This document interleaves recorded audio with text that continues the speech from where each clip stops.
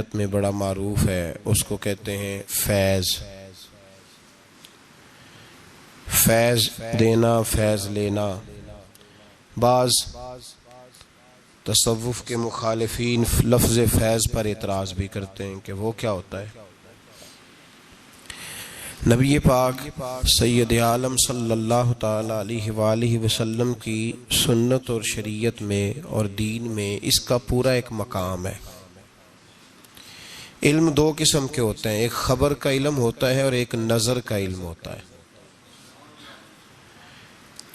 خبر کا علم سامنے پھٹی پہ بیٹھ کے استاد رٹا کے یاد کرا کے سمجھا کے دیتا ہے، اور یہ جو نظر کا علم ہوتا ہے، جو بعض اوقات کسی درویش کی موج آتی ہے اور کسی سے راضی ہوتا ہے تو وہ بس اس طرح کی دعا کرتا ہے کہ اللہ سارے مسئلے حل فرما دیتا ہے، سینے روشن کر دیتا ہے رب تعالی۔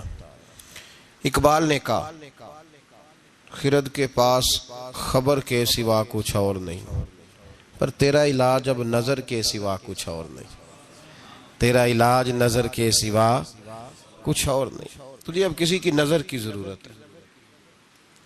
اور اس نظر کا حال کیا ہے؟ اقبال خود کہتے ہیں نہ تیغ و تیر میں نہ لشکر و سپاہ میں ہے، نہ تیغ و تیر میں نہ لشکر و سپاہ میں ہے، جو بات مرد قلندر کی بارگاہ میں ہے، نہ تیغ و تیر میں نہ لشکر و سپاہ میں، جو بات مرد قلندر کی بارگاہ میں ہے۔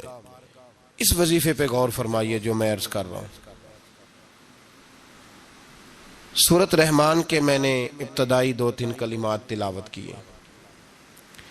قریش مکہ یہ کہا کرتے تھے کہ نبی پاک صلی اللہ تعالی علیہ وسلم کو کوئی بشر سکھاتا ہے، معاذ اللہ کسی آدمی سے سیکھ کے آتے ہیں تو ہمیں آیتیں بتاتے ہیں آگے۔ اللہ کریم نے فرمایا الرحمن علم القرآن، فرمایا کوئی بشر نہیں سکھاتا، رحمان خود انہیں قرآن سکھاتا ہے، رحمان نے خود قرآن سکھایا۔ خلق الانسان، اور پھر میں نے اس انسان کامل محمد عربی کو پیدا فرمایا ہے۔ حضور امی ہیں، امی کا معنی معاذ اللہ بعضوں نے اپنی قرآن پاک کے ترجمے کیے تو امی کا معنی ان پڑھ کر دیا ہے، حالانکہ امی کا معنی ہے بغیر پڑھا ہوا، جو دنیا میں کسی سے پڑھا نہ ہو، جو پڑھ کے آیا ہو اسے امی کہا جاتا ہے۔ نبی پاک صلی اللہ علیہ وسلم کو خود رب کریم نے پڑھایا۔ حضور فرماتے ہیں میں نے اپنے رب سے ادب سیکھا ہے اور بڑا ہی پیارا سیکھا ہے۔ قرآن مجید نے کہا کہ محبوب کا تو یہ حال ہے کہ اب یہ اپنی مرضی سے بولتے ہی نہیں۔ رب فرماتا ہے یہ میرے نگاہ کرم میں رہتے ہیں۔ وما ينطق عن الهوى ان هو الا وحی یوحی، یہ اپنی مرضی سے کوئی بات نہیں کرتے، وہی کرتے ہیں جو رب انہیں وحی ارشاد فرماتا ہے۔ یہ علم ڈائریکٹ اللہ تعالیٰ نے اپنے محبوب کو عطا فرمایا۔ یہ قرآن مجید کی 2 جگہ سے میں نے سورہ نجم بھی پڑھی ہے، سورہ رحمان بھی پڑھی ہے۔ ہم آپ کو ہر چیز کی دلیل قرآن و سنت سے دیتے ہیں۔ تو فرمایا اللہ کریم نے کہ میرا حبیب اپنی مرضی سے بولتا نہیں، جب میں حکم دیتا ہوں تو۔ اب سنیے ترمذی شریف کی حدیث، نبی پاک علیہ السلام معراج کا واقعہ بیان کرتے، حضور فرماتے میں نے اپنے رب کا دیدار کیا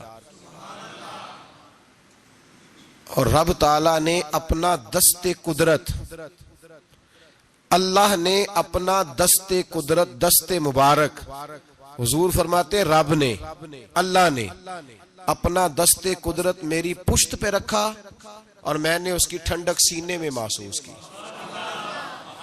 اللہ نے پشت پہ ہاتھ رکھا تو میں نے اس کی ٹھنڈک، یہ ترمذی کے لفظ ہیں، میں نے دل میں اس کی ٹھنڈک محسوس کی، اور پھر ہر چیز کا علم اللہ نے مجھے عطا فرما دیا۔ یہ مطلب ہے تھاپڑے نال بھی علم لبدا ہے، تھپکیوں سے بھی علم۔ کیا میں نے ترمذی شریف کی حدیث عرض کی ہے؟ کتاب کا نام یاد رہ جائے گا؟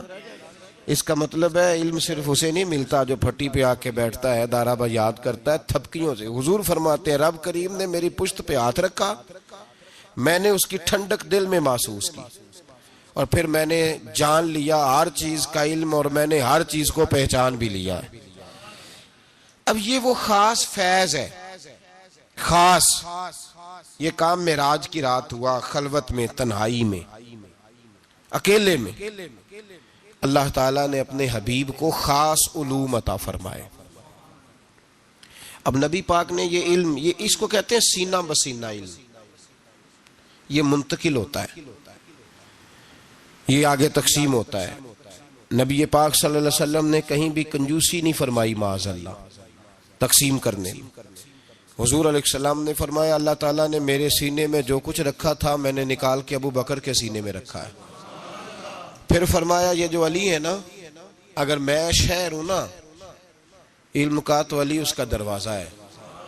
گویا میں نے اللہ کی دی ہوئی معرفت کا جو مکان بنایا ہے تو میں نے دروازہ مولا علی کو بنایا ہے، جو علی سے پیار کہے گا وہی آ کے مجھ سے فیض پائے گا۔ انا مدینۃ العلم وعلی بابھا۔ تو حضور نے اپنے غلاموں میں وہ علم بانٹا، نبی پاک نے اپنے غلاموں میں وہ علم بانٹا۔ حضرت عمر نے خواب دیکھا، کہا یا رسول اللہ میں نے خواب دیکھی ہے، آپ دودھ پی رہے تھے اور دودھ کچھ بچ گیا تو آپ نے مجھے دیا ہے، اس کا کیا مطلب ہے؟ تو حضور نے فرمایا میں نے تجھے اپنے علم کا فیض عطا فرمایا ہے، میں نے تجھے اپنے علم کی برکت دی ہے۔ دودھ سے بھی علم آتا ہے جی، دودھ سے بھی علم آتا ہے۔ لوگ تو کہتے ہیں تسی پھوکاں دے لگے ہو، بھائی دودھ سے بھی علم آتا ہے۔ حضور فرما رہے ہیں کہ میں نے بچا ہوا دودھ تجھے دیا ہے۔ کسی نے حضرت علی سے کہا تھا کہ علی، جناب علی نبی پاک صلی اللہ علیہ وسلم کے وصال کے بعد نا معرفت کھولنے لگے تھے۔ یوں سمجھ لیں کہ جب تک حضور کا وصال ظاہری نہیں ہوا تھا تو اتنا کھول کے نہیں بولتے تھے۔ جب وصال ظاہری ہو گیا تو اب جو آدمی بھی کوئی چیز پوچھتا تھا مولا علی شیر خدا کھول کے بتایا کرتے تھے۔ تو کسی نے کہا علی اب جو انشراح صدر ہم دیکھ رہے ہیں، اب جو سینہ کھلا ہوا دیکھ رہے ہیں، پہلے یہ رنگ نہیں تھا۔ میں تو کہوں گا ادباً خاموش تھے۔ بڑوں کی مجلس میں ادباً بھی بہت سارے کام نہیں کیے جاتے، ادباً خاموش تھے، لیکن حضرت علی نے وجہ بتائی۔ آپ فرمانے لگے جب میں نے نبی پاک کو غسل دیا نا وصال کے بعد، تو محبوب پاک علیہ السلام کے ابرو مبارک پر، پلکوں پر، ابروؤں پر پانی کے تھوڑے تھوڑے قطرے تھے۔ تو شیر خدا فرماتے ہیں پہلے میں نے سوچا کہ میں کسی کپڑے سے پونچھ دوں، پھر میں نے کہا علی تیرے ہاتھ تو نعمت آ رہی ہے۔ فرماتے ہیں میں نے گردن کو جھکایا اور وہ میں قطرے چوس گیا، بس وہ اندر جاتے گئے ہیں اور دروازے کھلتے گئے ہیں۔ اب ذرا غور کرو میری بات پہ، قطروں سے بھی علم آتا ہے۔ ہمارے ہاں نا اگر فیض دینے کا رواج نہیں تو لینے کا بھی کوئی نہیں۔ ہمارے ہاں تویز شوید لینے کا رواج ہے، دعا شعا کرانے کا رواج ہے، اپنے مسئلے بتانے کا رواج ہے۔ فیض لینے کا جو فیض ہے نا، فیض خرد کے پاس خبر کے سوا کچھ اور نہیں، تیرا علاج نظر کے سوا کچھ اور نہیں، کچھ اور نہیں۔ یہ جو ایک صحابی ہیں حضرت وابسہ رضی اللہ تعالیٰ، مسند امام احمد بن حنبل میں موجود ہے، فرماتے ہیں کہ میں اپنے گھر میں بیٹھا تھا تو میرے دل میں ایک چیز آئی، خیال آیا کہ میں حضور سے پوچھوں نا جا کے بلا، دل میں، زبان سے نہیں میں نے ادا کیا، دل میں خیال آیا کہ میں آج حضور سے جا کے پوچھوں نا کہ نیکی کیا ہوتی ہے اور شر کیا ہوتا ہے۔ فرماتے ہیں یہ ارادہ کر کے میں مسجد میں چلا گیا، تو مسجد میں پہنچا تو جماعت ہو گئی تھی۔ یہاں ایک روایت یوں ہے کہ جماعت میں شامل ہو گیا پر جگہ مجھے پیچھے ملی۔ آپ فرماتے ہیں نبی پاک صلی اللہ علیہ وسلم نے فرمایا ادن منی یا وابسہ، نماز کے بعد فرمایا وابسہ یار قریب آ جا۔ حضرت وابسہ کہتے ہیں میں قریب آ کے بیٹھ گیا تو حضور نے فرمایا ادن منی یا وابسہ، چل وابسہ تھوڑا اور قریب آ جا۔ کہتے ہیں میں دوسری تیسری صف میں تو فرمایا ادن منی یا وابسہ، چل یار تھوڑا اور نیڑے آ جا۔ فرماتے میں اتنا قریب گیا قربان جاؤں میرے گھٹنے حضور کے مقدس گھٹنوں سے مس ہونے لگے۔ تو نبی پاک صلی اللہ علیہ وسلم نے فرمایا کیسے آئے ہو؟ میں ابھی چپ ہی تھا۔ حضور نے فرمایا کوئی بات پوچھنے آئے ہو نا، کوئی بات پوچھنے آئے ہو؟ عرض کی حضور ہاں۔ کہتے میں نے دل میں سوچا تھا، زبان پہ تو لفظ ہی نہیں تھے۔ نبی پاک نے فرمایا میں نہ تجھے بتاؤں تو کیا پوچھنے آیا تھا؟ تو کہے تو میں نہ تجھے بتاؤں، کہو تو راز حیات کہہ دوں، حقیقت کائنات کہہ دوں، وہ بات کہہ دوں جو پتھروں کے دلوں کو بھی پاش پاش کر دے، کر دوں بات؟ عرض کی محبوبہ اگر آپ کہہ دیں پھر تو موجیں لگ جائے نا، پھر تو کیا بات ہے اگر آپ کہہ دیں۔ تو نبی پاک نے فرمایا تو خیر اور شر کے بارے میں پوچھنے آیا تھا, نیکی اور بدی کے بارے میں پوچھنے آیا تھا؟ تو حضرت وابسہ کہتے ہیں میرا سینہ کھل, ہاں ہاں حضور یہی پوچھنے آیا تھا. فرماتے محبوب نے ہاتھ اٹھایا, فضا میں بلند کیا اور میرے دل پہ مارا, سینے پہ رکھا. فرمایا سوال میں نے بتا دیے ہیں, جواب اپنے دل سے لے لے, میں نے تیرے دل کو عالم دین بنا دیا ہے, جب اپنے دل سے جا کے فتویٰ پوچھ لے. یہ کون سا علم ہے جناب؟ سینے پہ ہاتھ رکھنے سے بھی علم آتا ہے, دودھ پینے سے بھی علم آتا ہے, چہرے پہ لگے ہوئے پانی کے قطرے کوئی آدمی چوس لے تب بھی علم آتا ہے. خرد کے پاس خبر کے سوا کچھ اور نہیں, تیرا علاج نظر کے سوا کچھ اور نہیں. محدث اعظم پاکستان مولانا سردار احمد صاحب رحمت اللہ علیہ کے پاس ایک بی بی بچہ چھوڑ گئی, کہ حضرت درس نظامی پڑھائیں. 2-4-5 مہینے دیکھا تو فرمانے لگے یہ نہیں چل سکتا. کچھ بچے کن ذہن ہوتے ہیں بیچارے, نہیں چل پاتے. اس کی اماں کو بلایا, کہا تیرا بیٹا نہیں چل سکتا. کہنے لگی حضور مہربانی کریں, جیسے بھی ہو کچھ کریں. فرمایا کن ذہن ہے, چل ہی نہیں سکتا, میں کیا کروں؟ کہا حضور مہربانی کریں, باپ کوئی نہیں, میرا بڑا شوق ہے عالم بن جائے. اب نے فرمایا چل ہی نہیں سکتا. تو کہنے لگی چلے حضور کوئی گھر کا کام کاج ہی کرا لیا کریں, رکھ لے پاس. تو حضرت صاحب فرمانے لگے کیسے کام کراؤں؟ تو وہ اٹھ کھڑا ہوا, کہنے لگا محبوبہ تیری بھینسیں بھی تو ہیں, میں چارہ ڈال دیا کروں, اور مجھے رکھ لے یار, رکھ لے, کسی کام کا نہیں کچھ تو کر دوں گا نا, رکھ تو لینا, مجھے رکھ لے. بس جسے وہ رکھ لے وہ بس بچ گیا. کہا مجھے رکھ لے. حضرت نے فرمایا چل ٹھیک ہے, میں تجھے معقول نذرانہ بھی دوں گا, معاوضہ بھی. وہ کہتا سارا دن چارہ ڈالتا, شام کو آ کے صحبت میں بیٹھتا.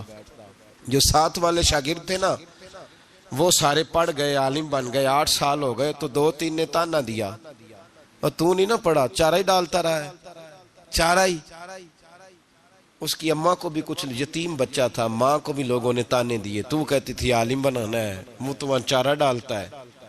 لیکن کمال اس دن ہوا جب دستار فضیلت کا جلسہ آیا, اور جو سب سے پہلا نام لاؤڈ سپیکر پر نقیب محفل کا گونجا تو اس چارہ ڈالنے والے کا نام آیا. تو محدث اعظم رحمت اللہ علیہ نے فرمایا بیلیا تو سینے سے لاگ پہلے. اور پھر باقیوں کو پگڑیاں بازار سے آئی ملی, اسے اپنے سر سے اتار کے دی, اور جبہ اپنے گلے سے اتار کے دیا. فرمایا باقیوں نے پھٹی پہ بیٹھ کے پڑھا ہے, تو نے میری بھینسوں کو چارہ ڈالا ہے, میرے بچوں کی نوکری کی ہے, میرے گھر کے سودے تو لایا ہے, تو کیسے خالی رہ سکتا ہے؟ فرمایا ہو سکتا ہے باقی کبھی علم بھول جائیں, لیکن تو جس میدان میں جائے گا تیرے ڈنکے ہی بجتے رہیں گے, جس میدان میں جائے گا. وہ شاگرد کہتے ہم پڑھا کرتے تھے, وہ صرف بیٹھا کرتا تھا, لیکن اس کا کمال یہ تھا کہ جہاں ہم اڑ جاتے تھے نا وہ مسئلہ وہ بندہ بتا دیا کرتا تھا. یار ایسے خالی بات ہے, ساری زندگی کو کسی کی گاڑی چلائے اور خالی رہ جائے, یہ کوئی مذاق ہے؟ ساری زندگی کو کسی کے برتن دھوئے اور خالی رہ جائے, ہو کوئی رب کا بندہ, یہ کوئی مذاق ہے کہ ساری زندگی کو کسی کے دروازے پہ بیٹھا رہے اور خالی رہ جائے؟ انسان کے پاس کچھ ہے ہونی چاہیے. سب سے زیادہ نظر پڑتی اس پہ ہے جو قدموں پہ بیٹھا رہتا ہے. یہ کیسے ہو سکتا ہے کہ وہ خالی رہ جائے بندہ؟ بہت سارے لوگ کہتے ہیں میں گیا تھا, فلانا آدمی گیا فٹافٹ خلافت لے کے آ گیا. او بھائی تجھے خلافت لے کے کئی دفعہ فارغ بھی کیا ہے کہ خلافت لے اور جا. کچھ ایسے ہوتے ہیں جنہیں خلافت نہیں دی جاتی, سینے کا نور دیا جاتا ہے, انہیں غلامی کے درجے دیے جاتے ہیں. حضرت ابو ہریرہ, کوئی کہنا نہ دے یہ کیسے ہو گیا, اب بخاری مسلم سے دلیل دے دوں. حضرت ابو ہریرہ کہتے ہیں سارے صحابہ حدیثیں یاد کرتے تھے, مجھے کوئی نہیں آتی تھی, کوئی شے نہیں یاد رہتی, ککھ نہیں. ایک دن گیا, یہ جانا بھی کبھی کبھی پڑتا ہے, کبھی کبھی نا رونا بھی پڑتا ہے, تب یہ اماں دودھ دیتی ہے. اگر تو دروازے پہ بیٹھا رہے تو یہ بھی نہیں ہو سکتا, پتا ہے سارا ان کو, پر تیری طلب بھی تو ضروری ہے نا.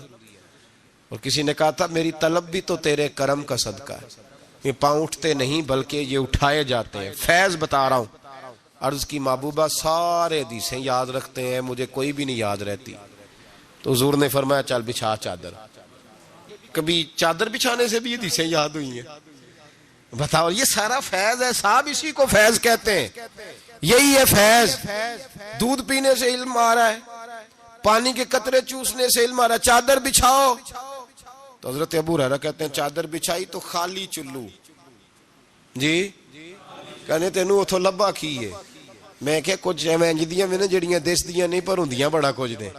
خالی چلو 3 حضور نے بھر کے نا چادر میں ڈالے. کدی پانڈ بنی جے پٹھیاں دی؟ اچھا جنہیں نہیں بنی وہ دسے کہ میں کدی نہیں بنی. او بولے بس تسی ایڈے شہرو ہیں بالکل لیڑے ہی نہیں گئے جی میں کدی باندھی ہے کبھی. اس کو چاروں کونوں سے پکڑ کے باندھا جاتا ہے. چاروں کونے پکڑ لیے اور کونوں سے پکڑ کے جو شاید تھوڑی ہوتی ہے نا وہ دی پانڈ نہیں بنی دی اونج لپیٹ لی دی ہے. تو حضرت ابو ہریرہ کہتے ہیں چاروں کونے پکڑے. وہ تو پنجابی جی ترجمہ ہے پانڈ بنی. چاروں کونے پکڑ کے تو حضور نے فرمایا چل سینے سے لگا لے. تو حضرت ابو ہریرہ فرماتے ہیں وہ گچڑی اٹھا کے میں نے سینے سے لگائی. بس کمال یہ ہے کہ جو حضور کہتے جاتے ہیں میرے حافظے میں نقش ہوتا جاتا ہے. کوئی بات کبھی بھولی ہی نہیں. یہ پنڈاں دے صاحب نال حضور فیض ونڈیا ہے. پنڈاں دے صاحب نال جی. یہ اب گچھڑی چھوٹا لفظ ہے نا میں لفظ کہاں سے لاؤں.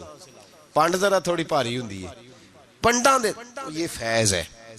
یہ ملتا ہے بزرگوں کے آستانوں سے. یہ ملتا ہے. یہ آج بھی 2 شرطیں دینے والا کامل ہو. پہلے اس نے کہیں سے لیا ہو ایسے خالی نہ ہو. پہلے اس کے پاس ہو. اور دوسری شرط یہ ہے کہ جو لینے والا ہے نا اس کا پیالہ بھی خالی ہو. اگر وہ پہلے سے بھرا ہوا ہے نا صوفی ہے پہلے ہی بڑا درویش ہے پہلے ہی بڑا پڑھا لکھا ہے پہلے ہی بڑے مسئلے آتے ہیں اور پیر صاحب کوئی مشورہ دے لیتا ہے ٹائم نکال کے تو پھر نہیں. تو بھائی یاد رکھو یہ فیض ہے. یہ ملتا ہے. یہ اگر علم کا فیض بند نہیں ہوا تو نظر کا فیض بھی بند نہیں ہوا. اگر حدیثیں پڑھی جا رہی ہیں پڑھائی جا رہی ہیں تو نظر کا فیض بھی اسی طرح دیا جا رہا ہے.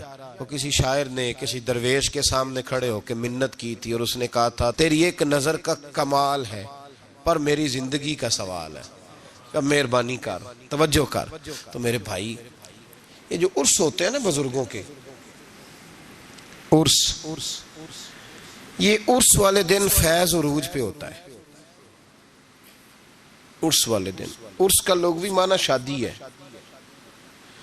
نبی پاک صلی اللہ علیہ وسلم نے فرمایا جب کوئی مومن کامل نکیرین کے نکیروں کے سوالوں کے صحیح جواب دے دیتا ہے تو فرشتے کہتے ہیں نم کا نومت العروس اس طرح سو جا جیسے دلہن سویا کرتی ہے.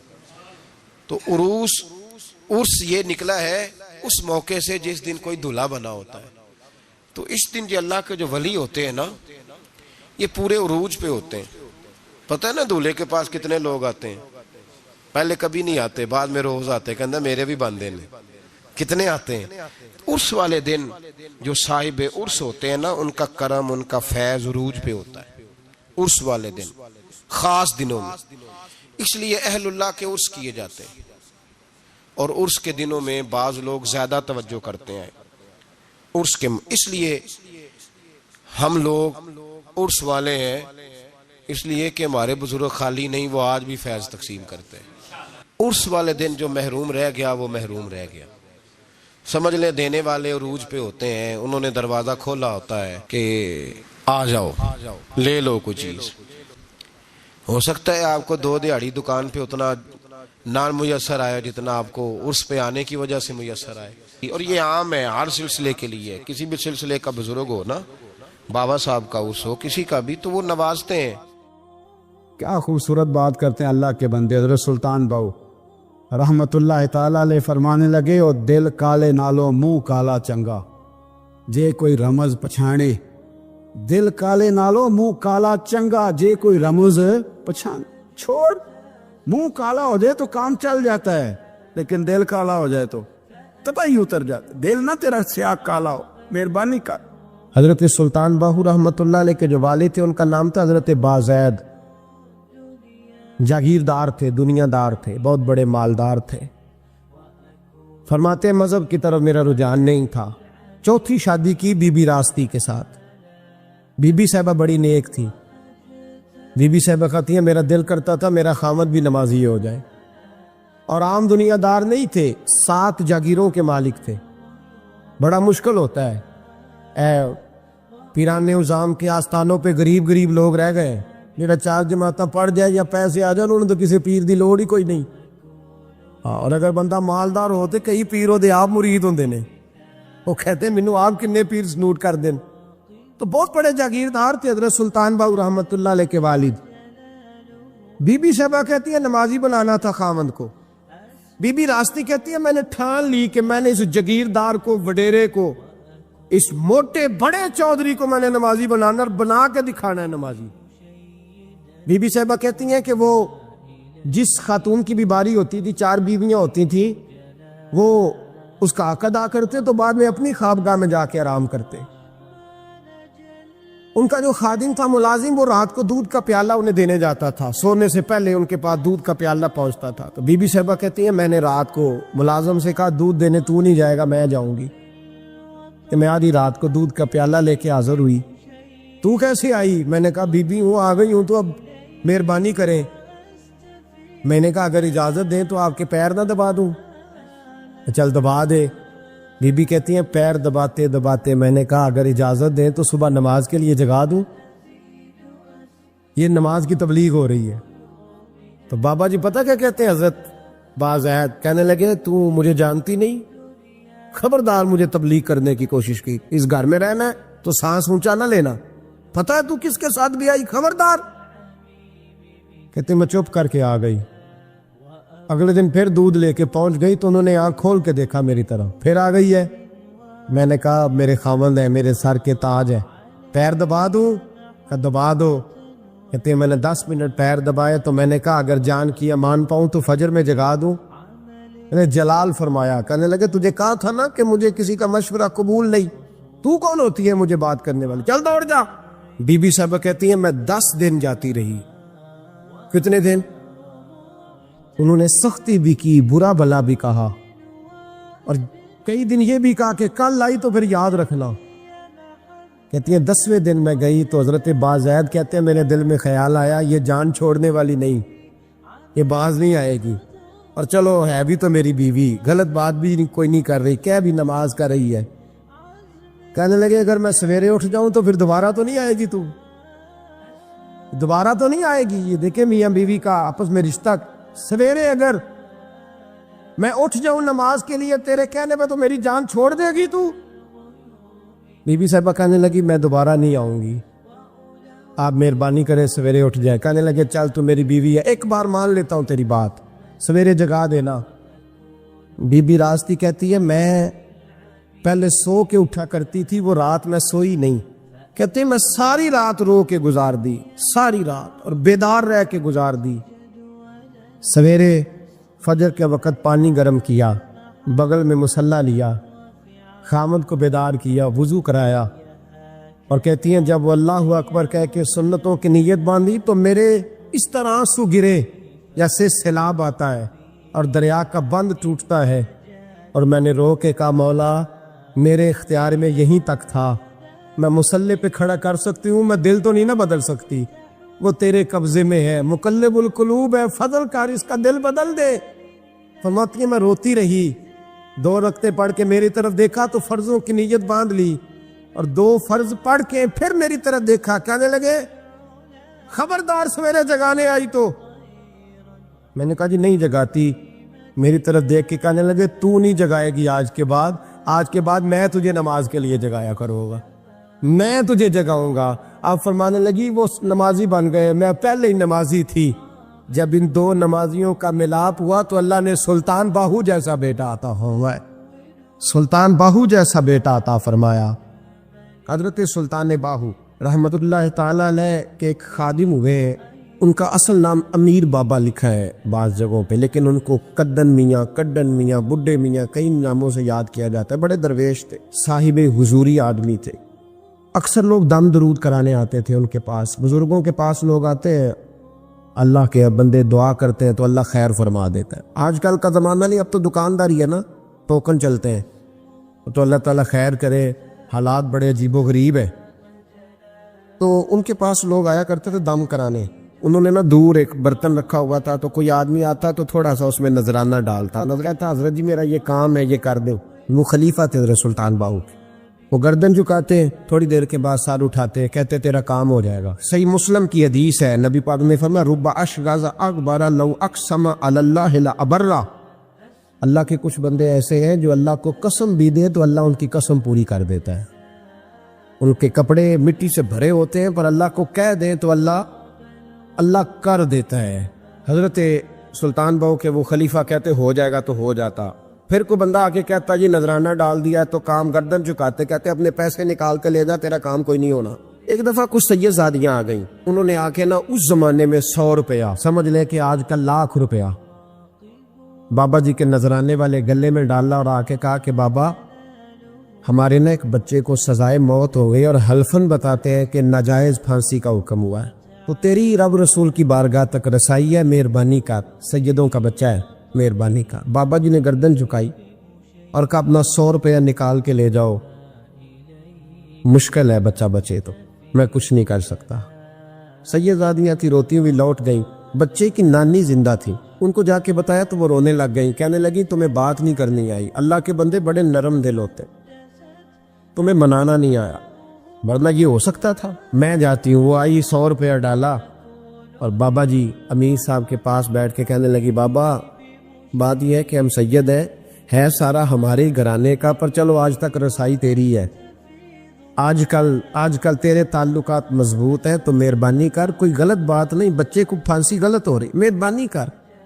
بابا کہنے لگا اماں میرے بس میں نہیں, میں بھی تو اللہ کا کمزور بندہ ہوں نا, مالک کا کمزور بندہ ہوں, کو ضروری نہیں, دعا پہ فضل ہوتا ہے, اگر اس کی مشیت ہو تو پھر بندہ کیا کر سکتا ہے.